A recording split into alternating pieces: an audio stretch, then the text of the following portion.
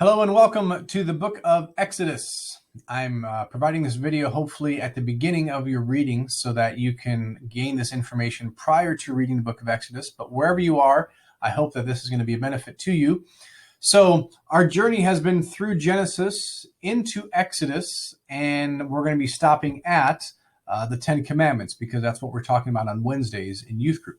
Okay, so let me pull up this chart here. So one of the things that's a big benefit for you reading your Bible is that there are usually chapter summaries or book summaries at the beginning of, can you see that? Okay. Book summaries at the beginning of each book. If you have a study Bible, it provides that. If you don't, there are many different books that you can get that'll provide that for you. And my favorite is called this. I think it has a different title now, but nonetheless, Bruce Wilkinson Talk Through the Bible, I think is a great thing, and that's usually what I would read prior to going through and starting a different book. And so each book has its own summary, and it's got a chart that I find helpful because I'm a very visual person.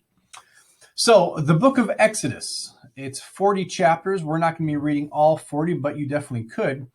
It's divided into two sections. So first is, I would label this like rescue.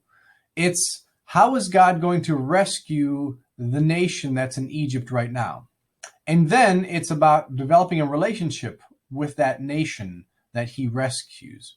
So he redeems them from Egypt, and then he gives them a revelation, which would be the Ten Commandments and other things while they're at Mount Sinai.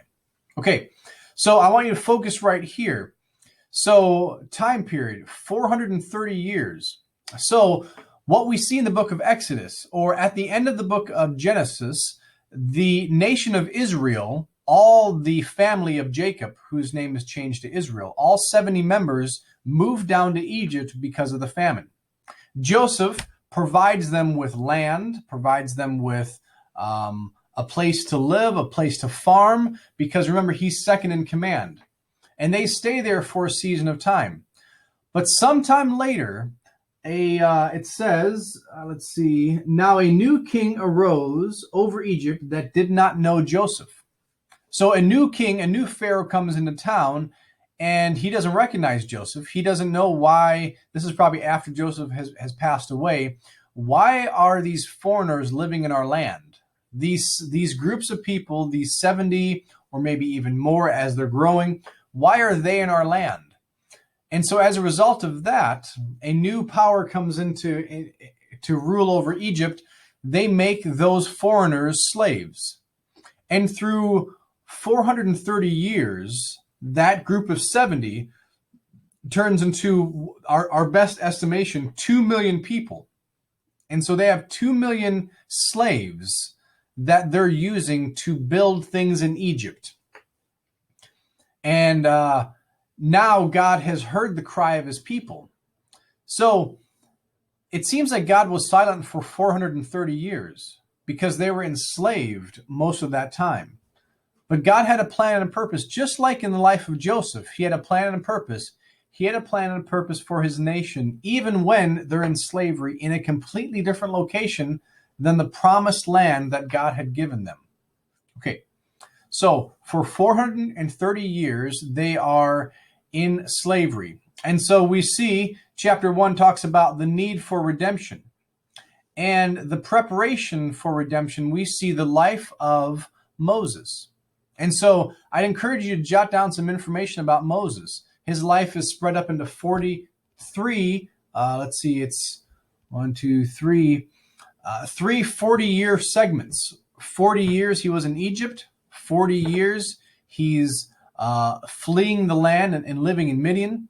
And then 40 years he comes back. They do the Exodus journey, and then he's at Mount Sinai. So it's interesting.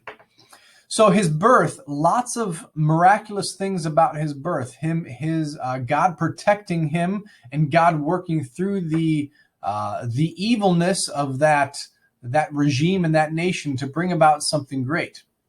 He grows up in Pharaoh's court. So what we're reading in Genesis, Exodus, Leviticus, Numbers, Deuteronomy, they're called the books of Moses because Moses wrote them.